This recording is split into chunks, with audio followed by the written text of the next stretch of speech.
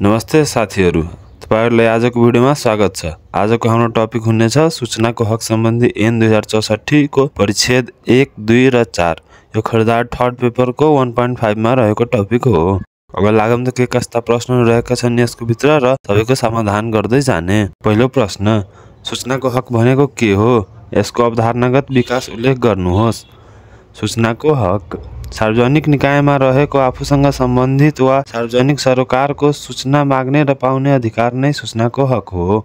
सार्वजनिक निकायमा रहेको कुनै लिखत वा सामग्री वा सो निकायको काम कारबाहीको हक वा अवलोकन गर्ने त्यस्तो लिखतको प्रमाणित प्रतिलिपि प्राप्त गर्ने अधिकार सूचनाको हक हो। सूचनाको हकले सुसूचित हुन पाउनुपर्ने अधिकार र सूचना दिनुपर्ने कर्तव्यलाई बुझाउँछ। सूचनाको हक सूचना सञ्चार नीति भन्दा पनि सुशासन र पारदर्शितासँग सम्बन्धित छ। सूचनाको हकको अवधारणागत विकास। विश्वमा 1766 मा स्विडेनले सर्वप्रथम सूचनाको हक लागू गरेको। दोस्रो विश्वयुद्धपछि स्वतन्त्र भएका मुलुकहरूले सूचनाको हक अभ्यास गरे। मानव अधिकारको घोषणापत्रको धारा 19 मा सूचनाको हकलाई राखिएको। सन् 1966 मा अमेरिकामा सूचनाको हक जारी गरिएको। सन् 1990 को दशकमा सूचनाको हकले विश्वव्यापी अभियानको रूपमा धारणा गरेको। नेपालमा सूचनाको हकको व्यवस्था सर्वप्रथम 2047 को संविधान व्यवस्थामा भएको थियो। सूचनाको हक सम्बन्धी ऐन 2064 तथा नियमावली 2065 कार्यान्वयनमा रहेको। वर्तमान नेपालको संविधानको धारा 27 मा सूचनाको हक व्यवस्था गरिएको छ। यसरी सबै अधिकारको जननीको रूपमा सूचनाको हक रहन्छ। यसको प्रभावकारिताले पारदर्शिता प्रवर्धन हुन्छ। अर्को प्रश्न, सूचनाको हक भनेको के हो? यसका सिद्धान्त उल्लेख गर्नुहोस्। सूचनाको हक सार्वजनिक निकायमा रहेको आफूसँग सम्बन्धित वा सार्वजनिक सरोकारको सूचना माग्ने र पाउने अधिकार नै सूचनाको हक हो। यसलाई अक्सिजन अफ डेमोक्रेसी तथा मदर अफ अल अदर फ्रिडमको रूपमा पनि लिइन्छ। सूचनाको हक सम्बन्धी सिद्धान्त। अधिकतम सार्वजनिकरणको सिद्धान्त, सूचना प्रकाशनको दायित्वको सिद्धान्त, खुला सरकार प्रवर्धनको सिद्धान्त, सीमित अपवादको सिद्धान्त, सरल पहुँचको सिद्धान्त, सूचनाको सुरक्षाको सिद्धान्त, सार्वजनिक निकायमा खुला छलफलको सिद्धान्त, सार्वजनिक निकायको नियन्त्रण र पुनरावलोकनको सिद्धान्त, सूचना निशुल्क पहुँचको सिद्धान्त, दण्डको सिद्धान्त, क्षतिपूर्तिको सिद्धान्त। अन्त्यमा उल्लेखित सिद्धान्त समेतलाई ख्याल गर्दै नेपाल लगायत विश्वका अधिकांश मुलुकले सूचनाको हकको कार्यान्वयन गरेका छन्। अर्को प्रश्न, सूचनाको हकको आवश्यकता, महत्त्व, भूमिका, उद्देश्य, कार्य उल्लेख गर्नुहोस्। यो सबै प्रश्नको लागि एउटै बुलेटले काम गर्न सक्छन्, त्यही भएर एउटैमा हामी गर्ने।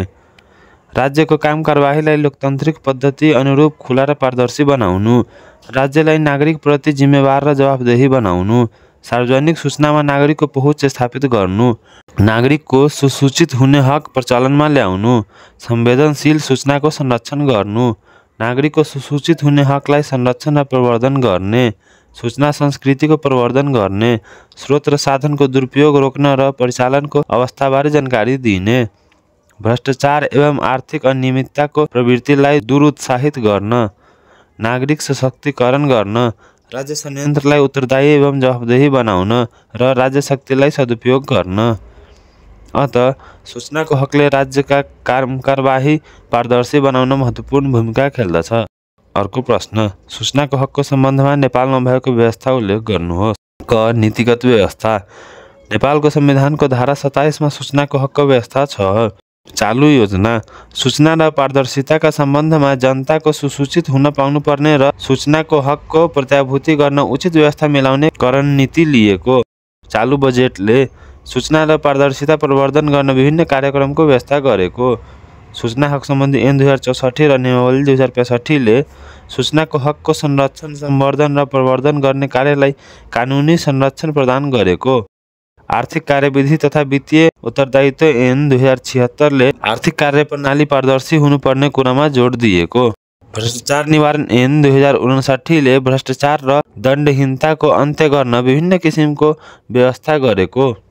सुशासन व्यवस्थापन तथा सञ्चालन ऐन 2064 र नियमावली 2065 ले राजनीतिक र प्रशासनिक अधिकारीको कार्यक्षेत्र स्पष्ट तोकिएको साथै सार्वजनिक हितको विषय भए प्रचार प्रसार गरिने कुरा उल्लेख छ। संस्थागत विकास। हेलो सरकारको अवधारणा कार्यान्वयनमा रहेको। राष्ट्रिय सूचना आयोगले सूचनाको हकको संरक्षण, संवर्धन र प्रचलन गर्ने, अनलाइनमा सूचना माग्ने र पाउने व्यवस्था। नेपाल सरकार प्रधानमन्त्री तथा मन्त्री परिषदको कार्यालय लगायतका विषयगत मन्त्रालयका वेबसाइट अपडेट गर्ने, अनलाइनमा नै सूचना दिने व्यवस्था गर्ने।